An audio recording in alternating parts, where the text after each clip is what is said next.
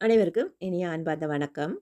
வாழ்க்கை என்பது ஒரு போராட்டம். நாம் ஒவ்வொருவருமே ஏதோ ஒரு வகையில் அடிமைத்தனம் அல்லது ஒரு பாரமான சூழலில வாழ்கின்றோம். அது வேலையாக இருக்கலாம், கடன் சுமையாக இருக்கலாம், இல்ல மன அழுத்தமா இருக்கலாம், பயம் அல்லது தீராத கவலைகளாக இருக்கலாம். இந்த பைபிளில 81வது சங்கீதம் அத பார்த்தீங்கன்னா, ஆயிரக்கணக்கான ஆண்டுகளுக்கு முன்பே வாழ்ந்த ஒரு மக்கள் கூட்டத்த பற்றி சொன்னாலும், அது எங்களுடைய வாழ்விற்கும் பொருத்தமாக தான் இருக்கிறது. பழைய காலத்து இஸ்ரவேல் மக்கள் எகிப்தில அடிமைகளாக இருந்தனர். அவர்கள் விருப்பமில்லாமல் வலுக்கட்டாயமாக வேலை வாங்கப்பட்டார்கள். அவர்களின் தோள்கள் பாரத்தை சுமந்து சோர்வடைந்திருந்தன. நமது வாழ்க்கையிலும் பல நேரங்களில யார் என்ன நினைப்பார்கள் என்ற பயம், வாழ்க்கையை ஓட்ட வேண்டுமே என்ற ஓட்டம், அல்லது கடந்த கால காயங்கள் இதெல்லாம் நம்முடைய மனதில ஒரு பாரத்தை ஏற்படுத்தி இருக்கும். இந்த மாதிரியான பாரங்களை சுமந்து கொண்டு அடிமைத்தனத்தில தான் நாங்கள் வாழ்கிறோம். இந்த சங்கீதம் 81ஆம் அதிகாரம் சொல்லுகிற செய்தி, அந்த பாரமான சுமையை சுமக்க வேண்டிய அவசியம் நமக்கு கிடையாது. ஒரு வல்லமை மிக்க சக்தி அந்த சுமையிலிருந்து எங்களை விடுவிக்க காத்திருக்கிறது. அந்த சக்தி தேவன்.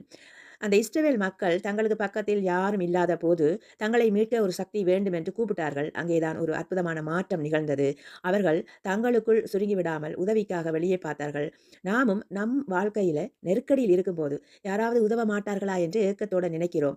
அப்ப தேவன் கேட்கிறார், நீ நெருக்கத்திலே கூப்பிட்டாய், நான் உன்னை விடுவித்தேன். இது ஒரு மதச்சார்பான நம்பிக்கை மட்டுமல்ல, இது ஒரு மனித அனுபவம். உங்கள் உள்ளத்தின் ஆழத்திலிருந்து எழும் உண்மையான உதவிக்கான கோரிக்கையை பிரபஞ்சத்தை படைத்த தேவன் கேட்கிறார். தன்னை நோக்கி கூப்பிடுங்கள் என்று தான் சொல்லுகிறார். இந்த சங்கீதத்தில தேவன் ஒரு வேதனையான உண்மையை பதிவு செய்கிறார். அதாவது என் ஜனங்கள் என் சத்தத்திற்கு செவி கொடுக்கவில்லை.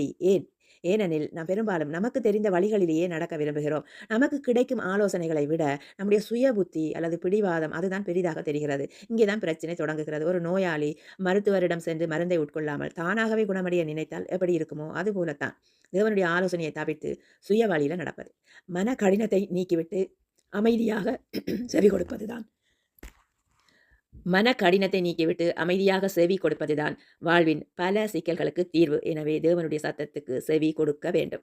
தேவன் சொல்கிறார், நீ கீழ்ப்படிந்து நடந்தால் உன்னை நான் கன்மலையில் இருந்து வரும் தேனாலும் கோதுமையின் நன்மையாலும் திருப்தியாக்குவேன். இதன் பொருள் என்ன அப்படின்னு பார்த்தீங்கன்னா, நாங்கள் தேவனை பின்பற்றி உண்மையான அன்பிலும் நேர்மையிலும் நடக்கும்போது வாழ்க்கை போராட்டமாக இல்லாம ஒரு பரிசாக மாறும். சத்துருக்கள் அதாவது உங்களை சோர்வடைய செய்கிற சூழ்நிலைகள் உங்கள் முன் பலவீனமாகி போகும். நீங்கள் ஒரு நிறைவான திருப்தியான வாழ்க்கையை அனுபவிப்பீர்கள். நண்பர்களே, உங்கள் பாரத்தை நீங்கள் மட்டும் சுமக்க வேண்டியதில்லை. உங்களை சுற்றியுள்ள சுவர்கள் இருந்தாலும், எவ்வளவு அது கடினமாக இருந்தாலும் தேவன் அதை உடைக்கும் வல்லமை உடையவராக இருக்கிறார். இன்று இரவு அமைதியாக அமர்ந்து உங்கள் பாரங்களை, குறைகளை அந்த இறைவனிடம் ஒரு குழந்தையைப் போல பேசுங்கள். நான் சோர்வாக இருக்கிறேன், எனக்கு வழிகாட்டுங்கள் என்று கேளுங்கள். அவர் உங்கள் வாழ்வை ஒரு அடிமைத்தனத்திலிருந்து ஒரு விடுதலையான வாழ்வாக அவர் மாற்ற வல்லவர். அவர் உங்களை ஆசீர்வதிக்க காத்திருக்கிறார். நன்றி.